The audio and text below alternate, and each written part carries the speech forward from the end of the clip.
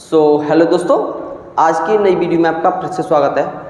आज की वीडियो में हम पढ़ने वाले हैं आज का नया और वेरी इम्पोर्टेंट टॉपिक जो हर साल परीक्षा में आता है। इस टॉपिक का नाम है परिमित लंबाई के धारावाही ऋजरेखीय तार के कारण किसी बिंदु पर चुंबकीय क्षेत्र की तीव्रता। तो सबसे पहले हम यहाँ पर हेडिंग बनाएंगे, परिमित लंबाई के धारावाही ऋजरेखीय तार के कारण किसी बिंदु पर चुंबकीय क्षेत्र की तीव्रता। यहाँ पर सबसे पहले हम एक धारावाही चालक तार लेंगे। क्या लेंगे?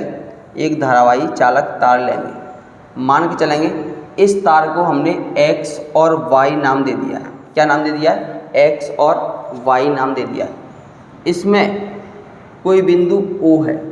इस बिंदु O से कैपिटल R दूरी पर कोई बिंदु P स्थित है जहां हमें चुंबकीय क्षेत्र की तीव्रता की गणना करनी है। क्लियर है? इस धारावाही चालक तार में हम I धारा प्रवाहित करते हैं।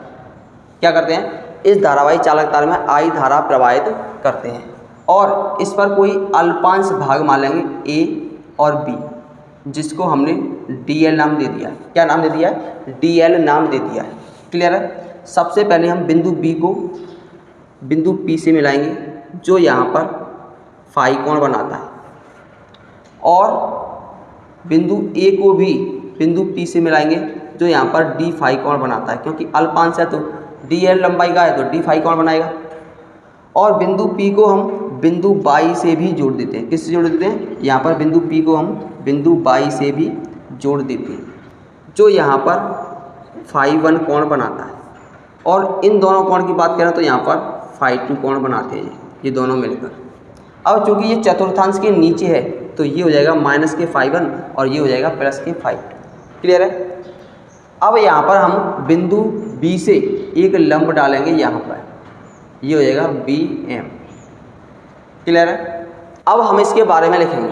इसके बारे में क्या लिखना है? सबसे पहले लिखेंगे, माना कोई हमारे पास X और Y परिमित लंबाई का धारावाही चालक तार है जिसमें I धारा प्रवाहित हो रही है।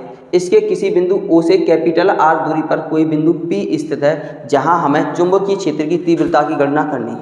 क्लियर है? यहाँ पर कोई लघु अवयव DL है। लघु अवयव DL के कारण बिंदु P पर चुंबकीय क्षेत्र की तीव्रता कितनी होगी? लघु अवयव के कारण कितनी होती है? dB = μ0/4 पाई IDL sin theta upon R²।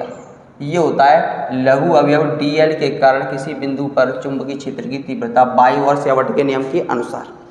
Clear है? तो सबसे पहले तो हम यहाँ पर ये वाला त्रिभुज लेंगे BOP। तो यहाँ पर लिखेंगे त्रिभुज BOP में। क्या लिखेंगे? त्रिभुज BOP में। तो सबसे पहले यहाँ पर cos थीटा लेंगे। क्या लेंगे? cos theta. तो लिखेंगे cos थीटा यानी कि कोण कितना है यहाँ पर? फाई। तो cos phi equal to cos theta बराबर क्या होता है? आधार बट्टे कर्ण। तो इसके लिए आधार ये हो जाएगा और कर्ण ये हो जाएगा, यानी कि कैपिटल R बट्टे स्मॉल r। तो यहाँ पर अगर हम स्मॉल r का मान ज्ञात करें तो स्मॉल r इक्वल टू हो जाएगा कैपिटल R बट्टे cos फाई। क्या हो जाएगा? कैपिटल R बट्टे cos फाई हो जाएगा। ये हो जाएगा r का मान। क्लियर है? अब हम त्रिभुज लेंगे, त्रिभुज AMP। तो लिखेंगे त्रिभुज AMB में, क्योंकि ये समकोण त्रिभुज है, यहाँ पर हमने लंब डाला था। तो यहाँ पर अगर हम साइन थीटा लें, क्या लें? Sine theta. तो साइन थीटा बराबर क्या होता है? साइन थीटा बराबर होता है लंब बटे कर्ण। लंब ये है, ये लंब डाला है तो ये लंब हो गया, तो ये हो जाएगा BM। ये हो गया लंब बटे कर्ण कितना है? ये इसका कर्ण है AB जो हमने DL माना है, तो लिख दिया हमने DL। यहाँ से अगर हम BM की वैल्यू निकालें तो ये हो जाएगा BM इक्वल टू DL का इसमें मल्टीप्लाई हो जाएगा, तो ये हो जाएगा DL साइन थीटा। क्लियर है? इसको मान लेंगे हम समीकरण नंबर 1।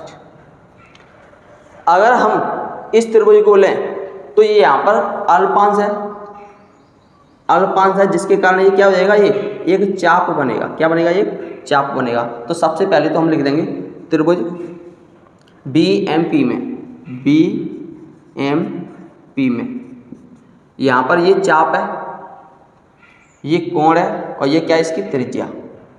तो कोण बराबर क्या होता है, कोण बराबर होता है चाप बटे त्रिज्या। क्या होता है, चाप बटे त्रिज्या। कोण कितना है यहाँ पर डी फाई, तो लिखेंगे डी फाई इक्वल टू चाप कितना है, चाप है हमारा ये बी एम, बी एम बटे त्रिज्या कितनी है स्मॉल आर। तो यहाँ से अगर हम बी एम की वैल्यू निकालेंगे तो आर का इसमें मल्टीप्लाई हो जाएगा, तो ये हो जाएगा B M equal to R D phi. Clear है। इसको मान लेंगे हम समीकरण नंबर सेकंड। अगर हम बी एम की वैल्यू यहाँ पर रख दें तो कितनी हो जाएगी, ये हो जाएगी समीकरण फर्स्ट हुआ सेकंड से, हुआ सेकंड से। अगर बी एम की वैल्यू हम यहाँ पर रखें तो कितनी हो जाएगी, आर डी फाई हो जाएगी। R D phi equal to कितना है, D L sine theta, D L sine theta. Clear है। यानी कि हम इसे लिख सकते हैं D L sine theta equal to R D phi. इसको हम समीकरण फर्स्ट मान लेते हैं यहाँ पर, इसको सेकंड मान लो, इसको थर्ड मान लो, तो यहाँ पर सेकंड और थर्ड से हो जाएगा। क्लियर है। तो यहाँ पर समीकरण फर्स्ट से देखेंगे, समीकरण फर्स्ट से देखेंगे, समीकरण फर्स्ट से I D L sine theta लगाया है, तो यहाँ पर डी एल साइन थीटा के स्थान पर, डी एल साइन थीटा के स्थान पर क्या रखेंगे हम, आर डी फाई रखेंगे। तो ये हो जाएगा D B equal to mu naught upon 4 जैसा है वैसा ही रखेंगे, म्यू नॉट अपॉन 4 जैसा है वैसा ही रखेंगे, आई जैसा है वैसा ही रखेंगे, अपॉन में आर स्क्वायर जैसा है वैसा ही रखेंगे। लेकिन डी एल साइन थीटा की जगह पर हम क्या रखेंगे, आर डी फाई रखेंगे। यहाँ पर एक आर कैंसिल हो जाएगी, तो ये बचेगा हमारे पास d B equal to mu naught upon 4 I upon R D phi. Clear है। अब यहाँ पर हम आर का मान रखेंगे, कहाँ से रखेंगे, यहाँ से, क्योंकि हम जानते हैं आर बराबर कितना है, आर बराबर है कैपिटल आर बट्टे कॉस फाई। कितना है, कैपिटल आर बट्टे कॉस फाई। आर का मान यहाँ से हम यहाँ पर रखेंगे, तो डी बी का मान कितना हो जाएगा, D B equal to mu naught upon 4 I upon small R का मान कितना रखेंगे, कैपिटल आर बट्टे कॉस फाई ऊपर चला जाएगा, तो ये हो जाएगा cos phi D phi. Clear है। तो ये हो गया हमारा डी बी का मान। अगर हम संपूर्ण धारावाही तार के कारण किसी बिंदु पर चुंबकीय क्षेत्र की तीव्रता ज्ञात करें तो हम लिखेंगे संपूर्ण धारावाही तार के कारण बिंदु P पर चुंबकीय क्षेत्र की तीव्रता। तो यहाँ पर हमने लिख दिया है संपूर्ण धारावाही तार के कारण किसी बिंदु पर चुंबकीय क्षेत्र की तीव्रता। क्लियर है। संपूर्ण के कारण क्या करेंगे, यहाँ पर हम समाकलन कर देंगे इसका, तो ये हो जाएगा समाकलन डी बी इक्वल टू समाकलन mu naught upon 4 I cos phi D phi upon capital R. जो कांस्टेंट है उसको हम बाहर निकाल लेंगे, कहाँ पर निकालेंगे, इसको हम बाहर निकालेंगे, जो भी कांस्टेंट है इसका समाकलन हो जाएगा बी इक्वल टू, ये सब कांस्टेंट है जिसको हम बाहर निकालेंगे, तो ये हो जाएगा नॉट अपॉन 4 आई भी कांस्टेंट है और बटे में कैपिटल आर भी कांस्टेंट है, अंदर बचेगा cos phi D phi. Clear है। अब हम कहाँ से कहाँ तक ले जा रहे हैं, लिमिट रख देंगे माइनस के फाई 1 से प्लस के फाई 2 तक, माइनस के फाई 1 से और प्लस के फाई 2 तक। तो ये हो जाएगा b equal to mu naught upon 4 I upon capital R. Cos phi का जो इंटीग्रेशन है वो हो जाएगा साइन फाई, कितना हो जाएगा, साइन फाई हो जाएगा, और लिमिट रखेंगे माइनस के फाई 1 से लेकर प्लस के फाई 2 तक। अब हम यहाँ पर लिमिट रख देंगे, तो b इक्वल टू कितना हो जाएगा, mu naught upon 4 I upon capital are. सबसे पहले हम फाई की जगह पर फाई 2 रखेंगे, यानी कि upper limit minus lower limit रखते हैं, तो ये हो जाएगा sine phi 2 minus sine minus phi 1। ठीक है, upper limit minus lower limit. तो b इक्वल टू कितना हो जाएगा, mu naught upon 4 I upon capital are.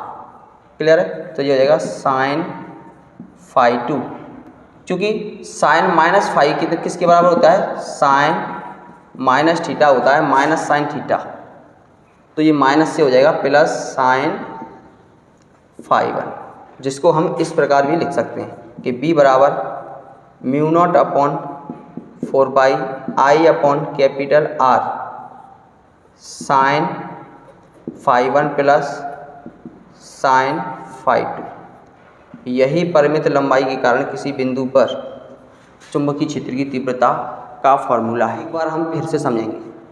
यहाँ पर हमें परिमित लंबाई के कारण किसी बिंदु पर चुंबकीय क्षेत्र की तीव्रता की गणना करनी है। सबसे पहले हमने यहाँ पर कोई परिमित लंबाई का धारावाही चालक तार ले लिया है x और y। इसके किसी बिंदु O से कैपिटल R दूरी पर कोई बिंदु P है जहाँ हमें चुंबकीय क्षेत्र की तीव्रता की गणना करनी है। क्लियर है? इस धारावाही तार में I धारा प्रवाहित हो रही है और इसमें कोई अल्पांश भाग ले लिया है हमने dl। इसके कारण R दूरी पर कोई बिंदु P है जहाँ पर इसके कारण चुंबकीय क्षेत्र की तीव्रता कितनी होगी, dB equal to μ0/4 pi I dl sin theta upon R square. इसको हमने मान लिया समीकरण नंबर फर्स्ट। क्लियर है? अब हम त्रिभुज BOP में देखेंगे। त्रिभुज BOP में यहाँ पर अगर हम cos थीटा ले लें तो cos थीटा बराबर होता है आधार बट्टे कर्ण। तो लिखेंगे cos थीटा, थीटा कितना है फाई, तो cos फाई इक्वल टू आधार R बट्टे कर्ण स्मॉल r। तो लिखा है आधार बट्टे कर्ण कैपिटल R बट्टे स्मॉल r। यहाँ पर अगर हम स्मॉल r का मान निकालें तो ये हो जाएगा कैपिटल R बट्टे cos फाई। क्लियर है? अब हम त्रिभुज AMB में देखेंगे। त्रिभुज AMB में तो ये समकोण है क्योंकि यहाँ पर लंब डाला है, ये समकोण है तो इसके कारण ये कर्ण हो गया क्योंकि समकोण के सामने की भुजा हमेशा कर्ण होती है। तो यहाँ पर लिखेंगे साइन थीटा बराबर क्या होगा, लंब बट्टे कर्ण, ये लंब और ये कर्ण, तो BM बट्टे DL। यहाँ पर अगर हम BM की वैल्यू निकालें तो DL का इसमें मल्टीप्लाई हो जाएगा तो ये हो जाएगा BM equal to DL sine theta. Clear है? अब हम त्रिभुज BMP में देखेंगे। क्योंकि ये अल्पांश भाग है तो ये चाप के बराबर दिखाई देगा, क्योंकि हम जानते हैं कि कोण बराबर क्या होता है, चाप बट्टे त्रिज्या। यहाँ पर कोण कितना है, d फाई, तो लिखेंगे d फाई इक्वल टू चाप कितना है, ये हमारा चाप है BM बटे त्रिज्या कितनी है, स्मॉल r, तो लिखेंगे स्मॉल r। अगर हम स्मॉल r का इसमें मल्टीप्लाई कर दें तो BM बराबर कितना हो जाएगा, r d फाई। और समीकरण सेकंड और थर्ड की हम तुलना कर दें तो BM की वैल्यू हम यहाँ पर रखेंगे r d फाई, तो ये हो जाएगा r d phi equal to कितना है, r d phi equal to DL sine theta, DL sine theta. अगर हम इसको इधर ले जाएं और इसको इधर लाएं तो ये इस प्रकार लिखा जा सकता है DL sine theta equal to r d phi. अब समीकरण फर्स्ट से देखेंगे। समीकरण फर्स्ट में DL साइन थीटा के स्थान पर हम r d फाई रखेंगे, तो ये जैसा है वैसा ही रख दिया है, लेकिन इसके स्थान पर रख दिया हमने r d फाई। r से एक r को कैंसिल कर देंगे, जो बचेगा वो यहाँ पर होगा।